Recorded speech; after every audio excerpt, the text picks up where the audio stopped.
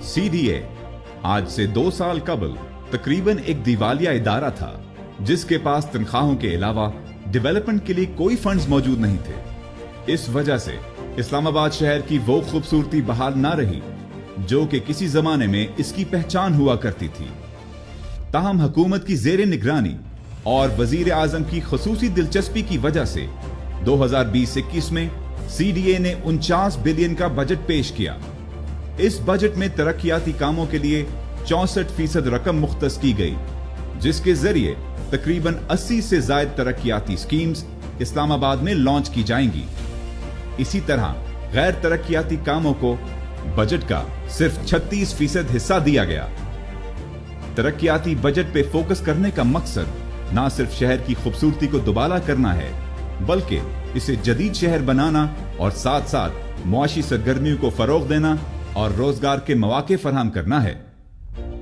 तरक्याती सरगर्मियां जिनमें underpasses, interchanges, repairs, शहर की बेहतरीन एनवायरमेंटल प्रोटेक्शन, नदी नालों की सफाई और इस तरह के दीगर कामों के अलावा इस्लामाबाद के देरीना मसले पानी की कमी को भी हल करना है। इसके लिए वफाकी हुकूमत ने बजट मुख्तस किया है, जिसके तहत गाजी ब्रोथा वाटर सप्लाई प्रोजेक्ट की तरफ इंशाअल्लाह पहला कदम 2020-21 में उठाया जाएगा।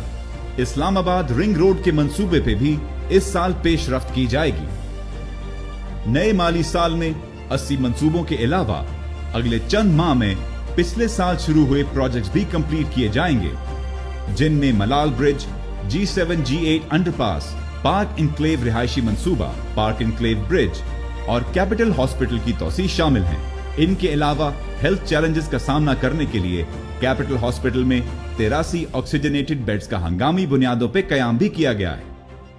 आज वजीर आजम पाकिस्तान जिन 4 मंसूबों का संगे बुनियाद रखने जा रहे हैं, उनमें रावल डैम इंटरचेंज, कोरंग पुल, इस्लामाबाद एक्सप्रेसवे पे दिए जाने वाला PWD अंडरपास और सेक्टर I-15-3 के बुनियादी ढांचे की तश्कील शामिल हैं। इन मंसूबों की मदद से जो कि तरक्की की राह पे एक कदम है, न सिर्फ ट्रैफिक के मसाइल को हल करने में सहूलत मिलेगी, बल्कि I-15 में इल्तवा के शिकार तरक्याती कामों को शुरू भी किया जाएगा, जिससे 10,000 खानदानों को रिहाइश के मौके फराहम किए जाएंगे।